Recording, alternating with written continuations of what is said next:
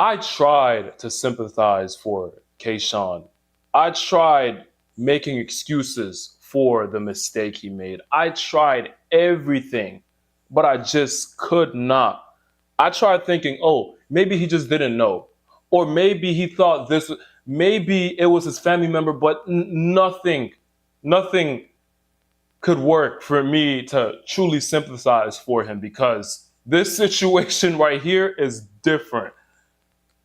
And just when I thought I saw everything, just when I thought I saw everything in sports, a new story popped up. Welcome to the channel, everyone. I'm Jonathan Panda.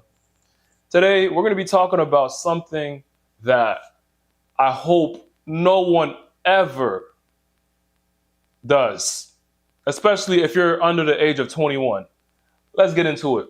So, long story short, a football player, a former LSU football player, Kayshon Boutte, that's his name, Kayshon Boutte, was issued a warrant on his arrest, something like that. He's basically being charged for illegally gambling. Yes.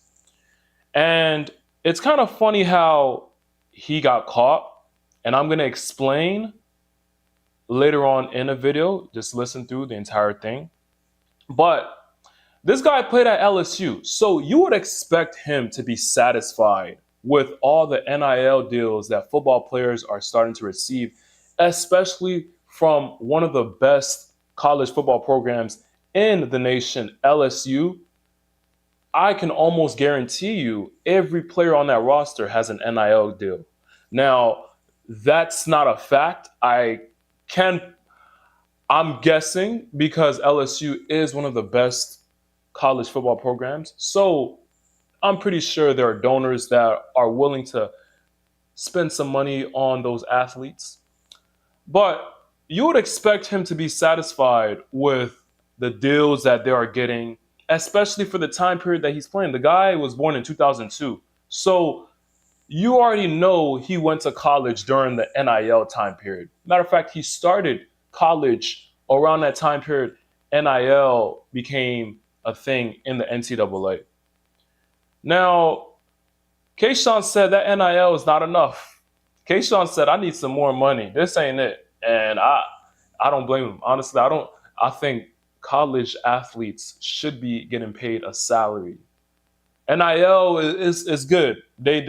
Hey, shout out to NCAA for finally letting college athletes get paid for their image and likeness. But I believe they need a salary because being a college athlete is different. It's like having a manual labor job that you have to be at for 8 hours. Although you're at your practice for 2 hours out of the day, it's draining. I'm talking about mentally, physically, emotionally. And football is one of those sports where you're obviously physically abused in the sport. You're literally getting into a car accident every week when you play football. But the people who've never played football don't understand the mental strength you need in order to have played football. It's really that difficult because when you're getting tackled, it takes a lot out of you. You will feel sad. So you will need a lot of emotional and mental strength. But besides that, yeah, Kayshon, he said that NIL is not enough. And he decided he wanted to bet. Now, the issue with him betting is that in the NCAA, college athletes are not allowed to bet, period. And he betted before he was age 21. It's illegal to bet before you're 21. And he was doing this. And furthermore, he was in college playing a sport while doing this. That's why he got caught. It wasn't because he was a football player and he got caught gambling. It was because he was doing it illegally. He used a false name and a false age to gamble. That's why he got caught. So if he was 21, he probably wouldn't have been accused of this situation. He probably wouldn't have gotten caught. He would have probably gotten away with this. But because he was underage, he got caught. And that's because bank statements started coming out, some fraudulent activity came out, and they found out, oh, it was Kayshon. Sadly, I mean, the guy had a game running on with the gambling, so I got to give him credit. But this is one of the, man. See, I don't want to bash the man. I don't want to bash his name, but this is one of the worst decisions you can ever make. I don't even. I would have never made. Personally, I would have never made this decision. Come on now, you play football at LSU. You're gonna get a job out of college regardless. That name, that title, being an LSU football player, you should be able to get a job in Baton Rouge for sure. Come on now, LSU. So that decision that he made was not smart, not bright at all. And the story gets even better. Sources found out that he made over 8,900 bets. Over 8,900 bets. That's insane. How many games are played? How many football games are played throughout the season? I don't know, but I know for sure how many D1 collegiate football games are played in one season. I know for sure it's not even 1,000. And, well, it may be 1,000, but he made nearly 10. Well, that's an insane number. I've never betted. I know I joke around about betting parlays, placing my parlays in DraftKings, but that's just for comedic purposes. I've never betted in my life, but this man literally betted over 8,900 times. That's insane. I don't even know if that's a lot, but I actually, just from the number itself, I feel like that's a lot. I'm not familiar with the betting system, but I can kind of predict and assume that that's a lot. I don't even think people have betted that much in their lifetime. That's just an insane number. Anyways, here are the stats on the amount of money he put into his bets and the amount of money he earned back. So sources found out that he deposited $132,147.53. He deposited that amount of money for all those bets that he made. And they also found out that he won 55,267.58 cents. That's over $500,000. The guy was making a bag. You can survive with that kind of money for 20 years, honestly. Seriously, you can survive with that kind of money. And that's if you put the money in the right places, you buy the right stuff, and you don't buy unnecessarily expensive stuff. So he made a bag. I'm guessing he was pretty good at his betting skills. That's why he kept going. But to think, like, you're a football player, not just a regular football player, you're an LSU football player. And when you think about it, was it worth it? If you were to ask him now, was it worth it, Kayshon? I'm betting he would say no. He would say, hell no, it was not worth it. But yeah, he got caught. And this is an interesting story because I've heard about football players in the NFL getting caught betting. Calvin Ridley is one of the best examples. A first rounder making $11 million a year, draft betting to make $500. Come on. But Calvin Ridley is one of those examples. Another one is Jameson Williams, a former Alabama wide receiver. I believe he was also a first rounder. He plays for the Lions. He got caught betting and he was suspended for about 4 to 6 games, I believe. And I'm pretty sure if you were to ask both of them, was it worth it, they would say hell no too.